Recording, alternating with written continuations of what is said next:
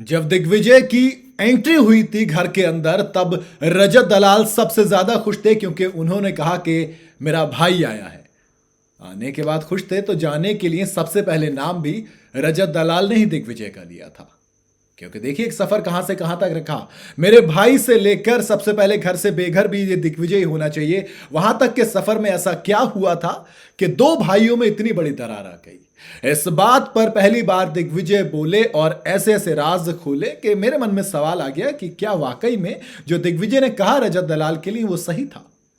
भाई बेघर हुए दिग्विजय सिंह राठी तो एक इंटरव्यू होता है जिसे लॉग आउट का इंटरव्यू कहते हैं बिग बॉस की जबान में। तो बिग बॉस से बाहर होने के बाद दिग्विजय सिंह राठी का वो इंटरव्यू हुआ, उसमें उनसे पूछा गया कि रजत दलाल से भाई से दोस्ती से दूरी और दुश्मनी फिर आखिर में इविक्शन तक, कहानी में इतना ट्विस्ट कैसे आया।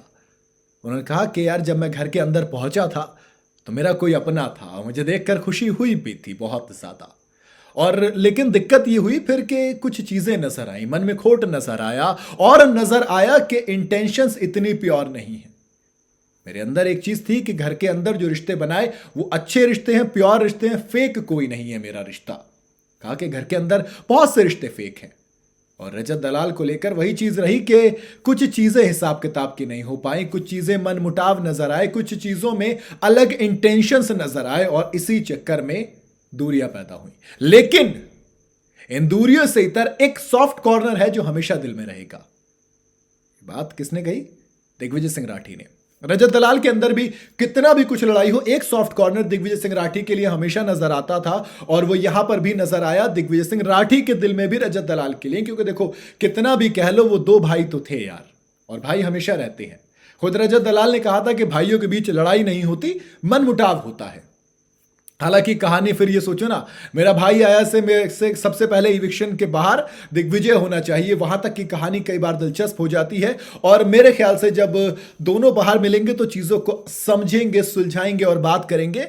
और ये चीज अच्छी भी लगती है कि आप गेम के अंदर गेम खेलिए ना, उसके बाद आप जरा भाईचारा मत तोड़िए। मैं हमेशा पूरे घर में यही कहता रहा, पूरे जब तक जो दौरान था दिग्विजय का, कि यार काश इन दोनों की दोस्ती वापस फिर से हो जाए तो बड़ा अच्छा मिलेगा, बड़ा सुकून मिलेगा। लेकिन उन्होंने कहा कि जब मैं करण के साथ बैठता था तो बड़ा अच्छा लगता था, बड़ी बातें हुई, बहुत बातें हुई हमारी, तो वो एक रिश्ता अच्छा है। चुम धरांग के रिश्ते के साथ उन्होंने बात की, कहा कि बड़ा अच्छा लगा, बड़ी ही शानदार वो दोस्ती अपने आप होती चली गई, पता ही नहीं चला कब चुम धरांग मेरे इतने करीब आ गई, कब मेरी इतनी अच्छी दोस्त बन गई। आखिर में चाहत पांडे के बारे में बात करते हुए दिग्विजय ने कहा कि यार शुरू से बैठ तो रहा था लेकिन उतनी अच्छी इक्वेशन नहीं बन पा रही थी, और आखिर में जब इक्वेशन बनी तो बड़ी खूबसूरत बनी। घर से निकलते टाइम आंखों में आंसू, फिर इंटरव्यू के वक्त आंखों में आंसू, क्योंकि दिग्विजय को वो चीज बुरी लगी कि जो लड़का टॉप 5 में पहुंच सकता था वो घर से बेघर हो गया, क्योंकि रिश्तों में वो थोड़ा सा कमजोर रह गया।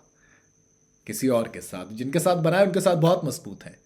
तो वो एक छोटी सी कमी, खूबसूरती या खामी कुछ भी कह लीजिए, लेकिन रजत दलाल के साथ रिश्ते पे आखिर में जो लाइन बोली उसने मेरा दिल जीत लिया, जब उन्होंने कहा कि यार कुछ भी रहा लेकिन दिल में एक सॉफ्ट कॉर्नर तो है रजत दलाल के लिए, वो भाईचारा ऑन द टॉप रहना चाहिए और रहेगा मेरे ख्याल से। तो बाकी आपकी क्या राय है? क्या बाहर आने के बाद तमाम गिले शिकवे दूर होने के बाद दोनों भाई आपस में मिल जाएंगे? आप अपनी राय मुझे कमेंट में जरूर बताइएगा।